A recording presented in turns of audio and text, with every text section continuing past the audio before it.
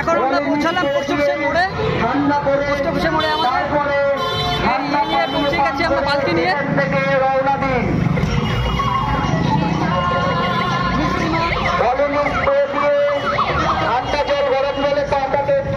আমাদের পালকি নিয়ে পৌঁছে গেছে মিষ্টিমা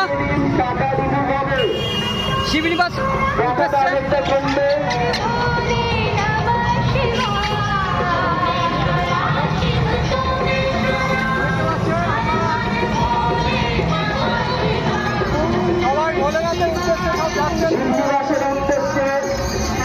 সব দর্শকরা যাচ্ছে। এবারকার দর্শকরা প্রচুর পরিমাণে বেশি, রাস্তা প্রচুর চাপ রয়েছে। তো সবার মাঝখানে আমরাও যাচ্ছি শিবনিবাসের উদ্দেশ্যে।